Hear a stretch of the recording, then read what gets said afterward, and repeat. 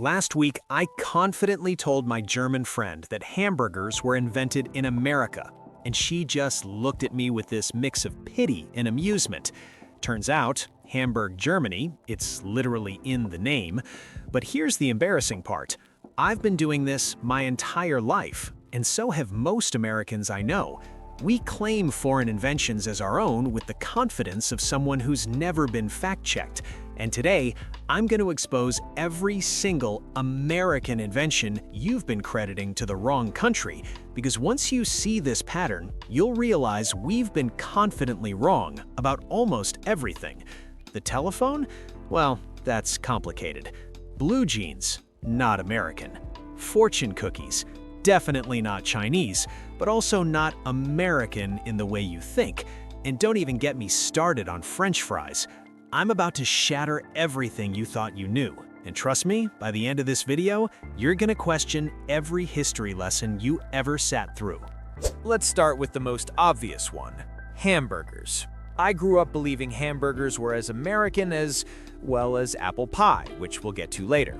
Every 4th of July barbecue, every cookout, every fast food commercial told me the same story.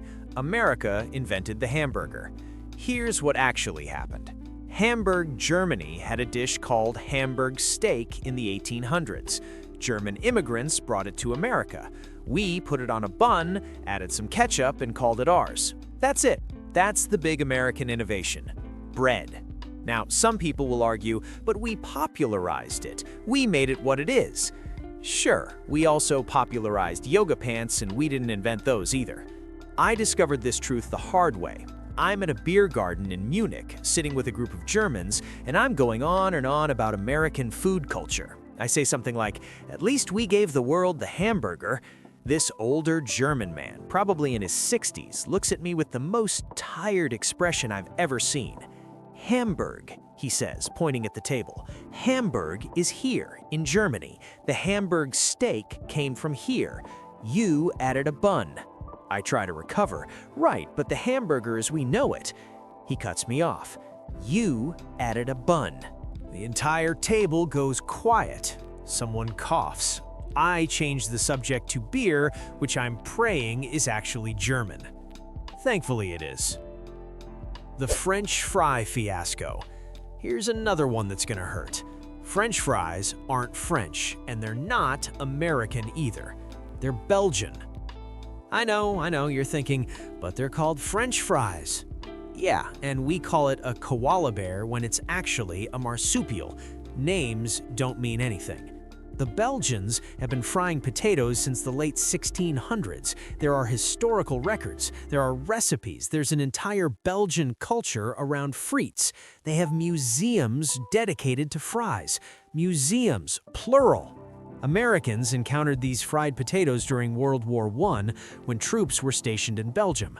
The Belgian army spoke French, so the Americans called them French fries. We literally named them after the language, not the food origin.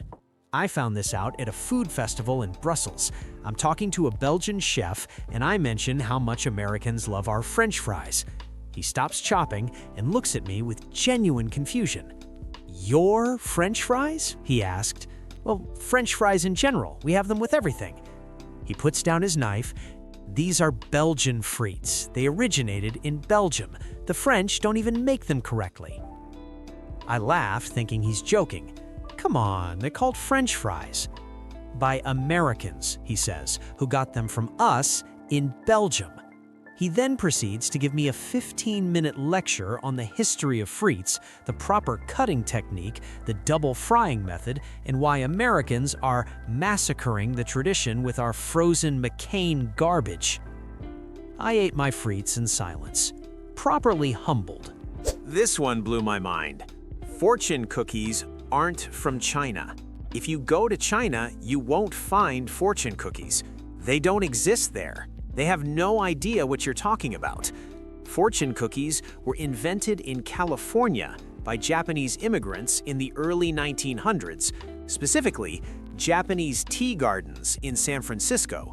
There's documentation, photographs, court cases about who invented them first, all Japanese Americans in California. So why are they at Chinese restaurants?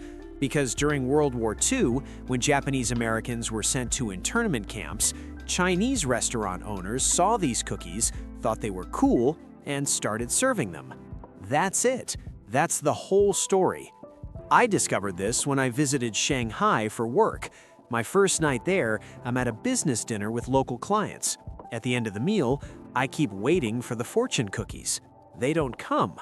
I actually ask the server, "Do you have fortune cookies?" My Chinese host looks confused. Fortune cookies? Yeah, you know, the crispy cookies with paper inside. The fortunes. She turns to her colleague and they have a rapid conversation in Mandarin. Then she turns back to me. That's an American thing. We don't have those here. I feel my face get hot. But Chinese restaurants in America are American restaurants, she says gently. They serve American interpretations of Chinese food for Americans. The entire table is now staring at me. Someone mercifully changes the subject to tea. As American as apple pie. We say this all the time. It's in our vocabulary, our songs, our cultural identity. There's just one problem. Apple pie isn't American. Apple pie recipes date back to medieval England. There are recipes from the 1300s. England, not America. The first apple pie recipe was printed in 1381. America didn't exist yet. The Pilgrims hadn't even thought about getting on a boat. The apples themselves, not native to America either. European colonizers brought them over. What did America do? We made them bigger. We added more sugar. We served them with ice cream, and then we decided we invented them. I learned this during a trip to England. I'm at a pub in Cornwall eating dinner with some locals, and I make a joke about American as apple pie. The bartender stops wiping glasses. You lot didn't invent apple pie. Sure we did, I say, laughing. It's like our national dessert. He disappears into the back and comes out with his phone. He shows me a Wikipedia page, then a food history website, then an actual medieval recipe book image. 1381, England, apple pie. I try to argue, okay, but the phrase American is apple pie is American, he interrupts. The pie isn't. Everyone at the bar is watching now. I'm the dumb American who thought we invented pie. I pay my tab and leave. Here's where it gets messy. The telephone is one of the most contested inventions in history. We all learned in school that Alexander Graham Bell invented it. American hero, right? Changed communication forever, statue in every history book. Plot twist, Alexander Graham Bell was Scottish. He moved to America, sure. He filed his patent in America, absolutely. But he was born in Edinburgh, educated in Edinburgh, and spent his formative years in Scotland and England. But wait, there's more. An Italian inventor named Antonio Meucci actually developed a telephone design years before Bell. Meucci was poor, couldn't afford the patent fees, and Bell swooped in and got the credit.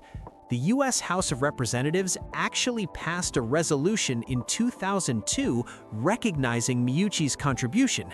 In 2002, over a century late. I stepped into this hornet's nest in a bar in Boston. There's a group of us talking about inventions, and someone mentions the telephone. I say, proudly, Alexander Graham Bell, American inventor. This Irish guy at the bar turns around. Scottish. I counter, he lived in America. He was born in Scotland, educated in Scotland, and didn't move to America until he was an adult. That's like saying Arnold Schwarzenegger is an American bodybuilder. I'm getting defensive now. He invented it in America, though. Did he? Or did an Italian guy invent it first and Bell just had better lawyers? We argued about this for 20 minutes. He pulled up sources, I pulled up different sources. The bartender eventually told us both to shut up. But the truth is, it's complicated. Way more complicated than America wins version. The problem is, we don't teach the complicated version in schools. We teach the simple America wins version. Thomas Edison invented the light bulb. Everyone knows this. It's in every textbook, every history documentary, every timeline of American innovation. Except he didn't. Not really. At least 20 inventors from around the world worked on incandescent light bulbs before Edison.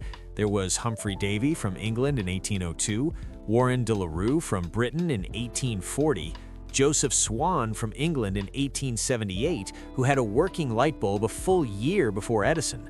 What Edison did was improve the design and, more importantly, commercialize it. He made it practical, manufacturable, and profitable. He was a brilliant businessman, but he didn't invent the light bulb from scratch in his New Jersey lab like we're taught in school. Joseph Swan actually sued Edison for patent infringement in Britain and won. They ended up forming a joint company. That's how not the inventor Edison was. I discovered this during a museum visit in Newcastle, England. There's an entire exhibit about Joseph Swan, working light bulbs he created, patents, photographs of his house lit by his inventions before Edison's.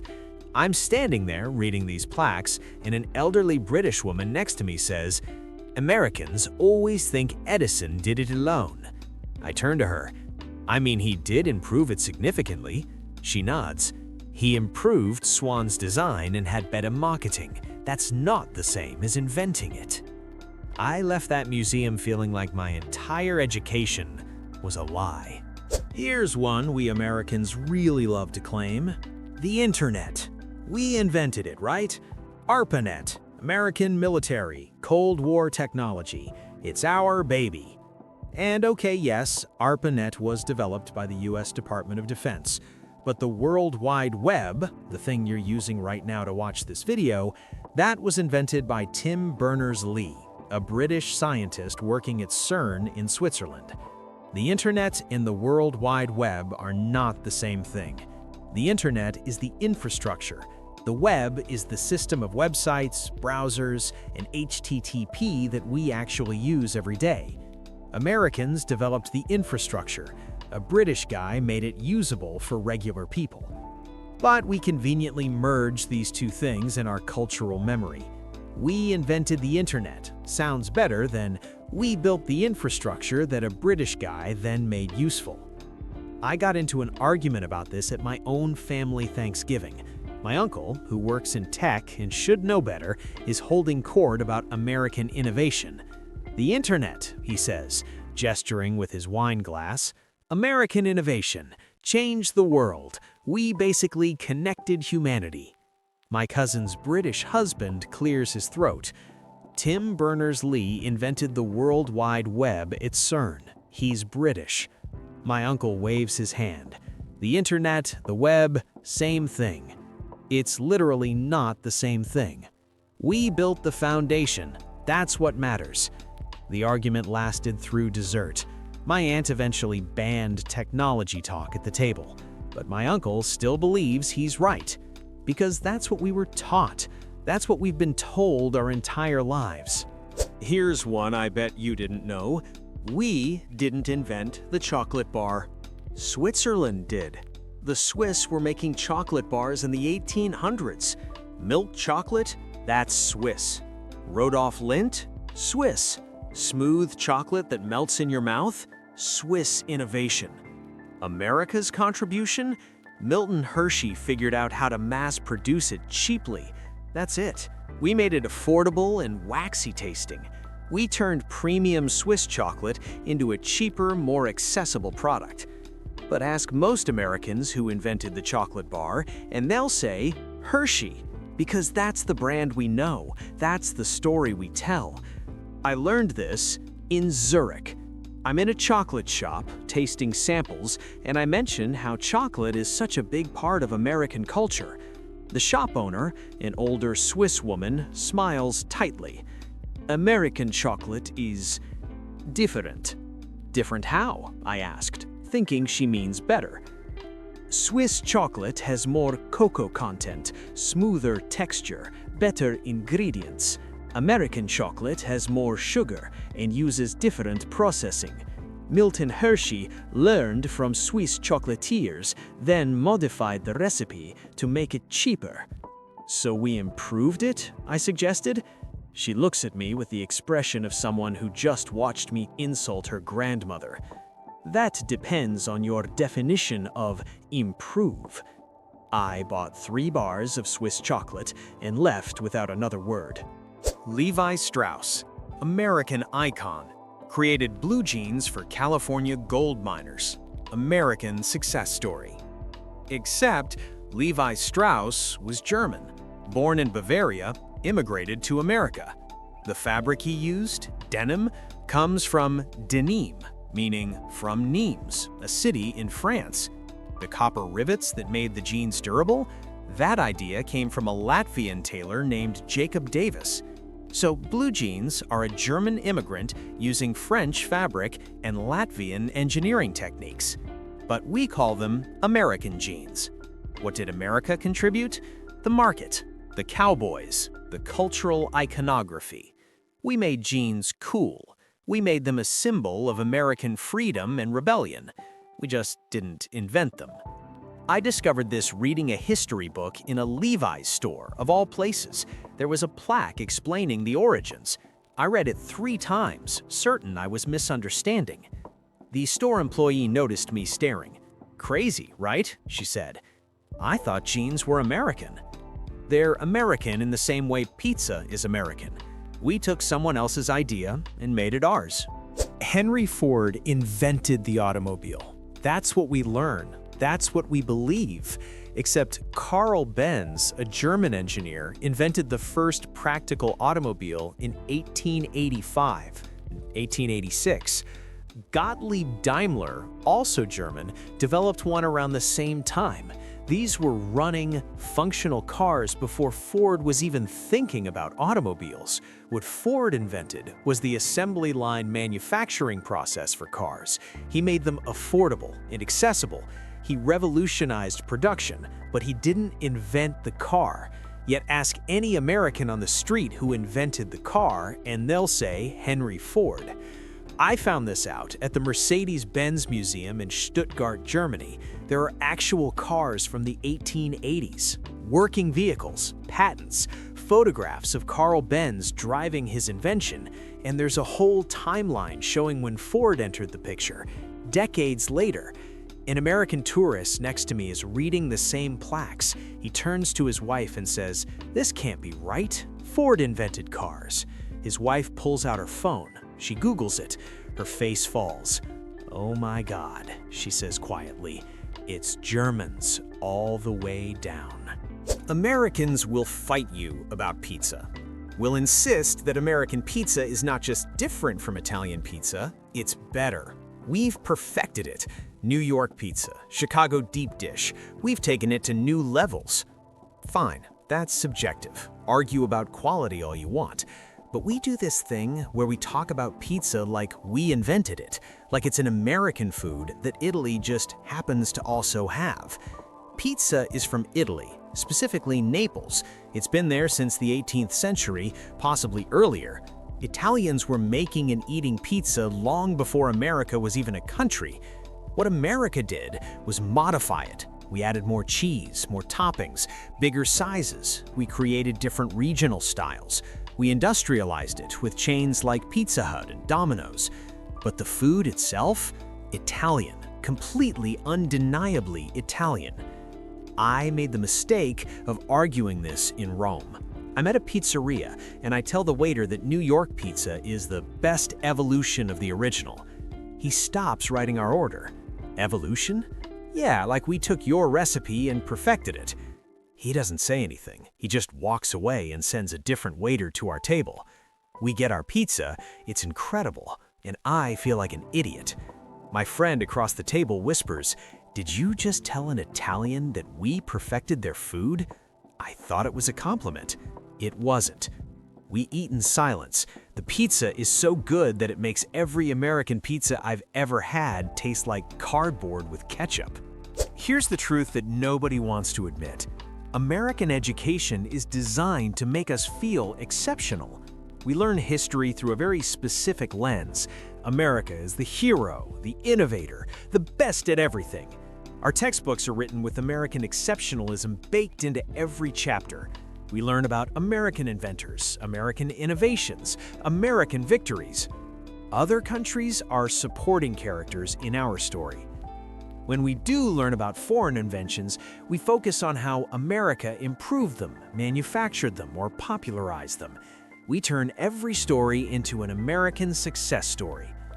I didn't realize how skewed my education was until I started traveling. Every country I visited had a completely different version of history. Events I thought were American victories turned out to be way more complicated, with contributions from dozens of countries. The telephone? Contested, with Italian and Scottish and Canadian inventors all playing roles. The airplane? The Wright brothers get credit, but there were inventors in France, Germany, and Brazil working on similar designs simultaneously. World War II? We learn it as America saved the day. Other countries learn about the Soviet Union's massive contributions, the resistance movements in occupied countries, the complex alliances that actually won the war. My history education made me genuinely believe that America invented or perfected almost everything important. And I wasn't stupid or gullible. I was just taught that way. Americans are raised to be confident. It's in our culture, our parenting, our education system. We're taught that confidence is a virtue, that believing in yourself is the key to success. The problem is, we apply that confidence to everything, including facts we don't actually know. We'll say something with complete certainty based on a half-remembered lesson from 10th grade. We'll argue with actual experts because we're sure we learned otherwise. We'll lecture people from other countries about their own history because our textbook said something different. It's not malicious, it's cultural. We've been rewarded our entire lives for being confident, even when we're wrong.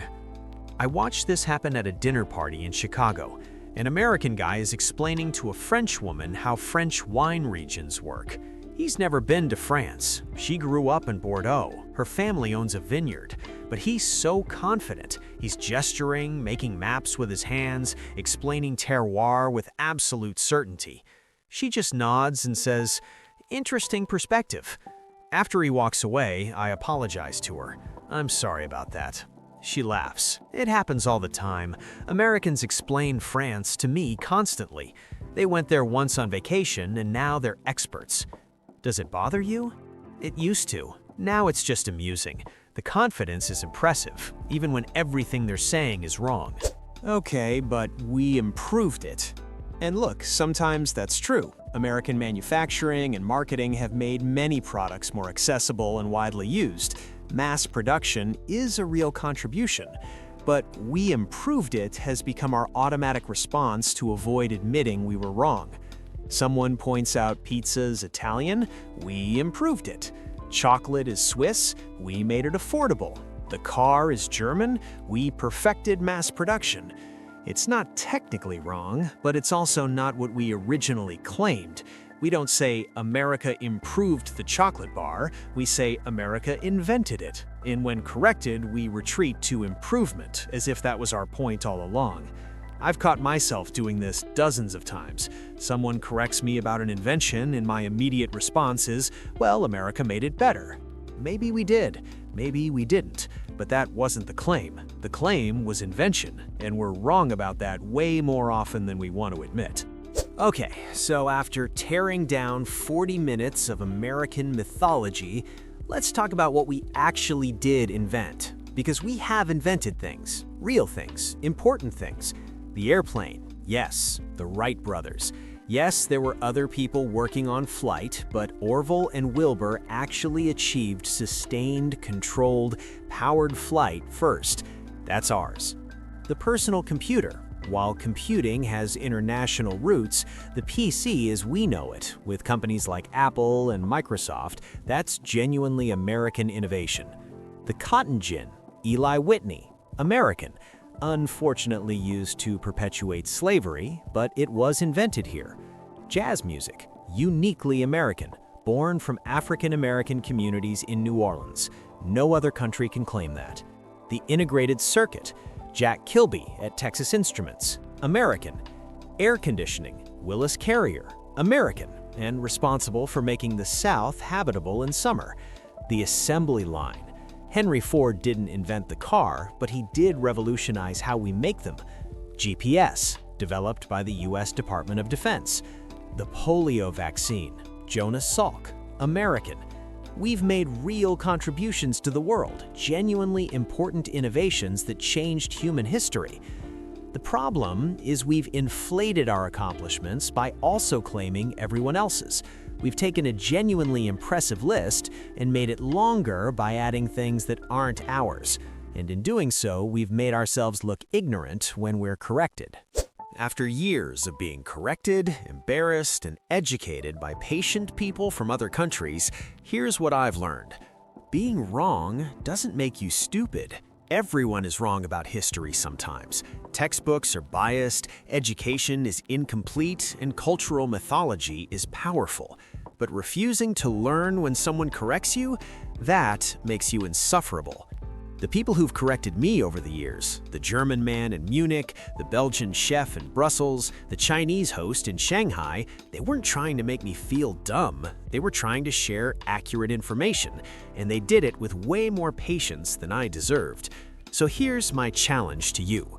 The next time you're about to confidently explain something about another country's history or culture, pause. Google it, just once, real quick. Because I promise you, if you're American and you're confident about a foreign invention, there's a decent chance you're wrong. And the person from that country is absolutely keeping score of every time you mess it up. Drop a comment if you've ever confidently explained something to someone from that country. I'll go first. I once told a Belgian person that waffles were basically an American breakfast food that they also happened to have. I'm lucky I made it out of that conversation alive. If you enjoyed this video and want more content exposing cultural myths and social glitches, hit subscribe. I've got a whole series planned on the lies we tell ourselves about history. And if you're from literally any other country and you've dealt with an overconfident American explaining your own culture to you, I'm sorry. On behalf of all of us, we're working on it.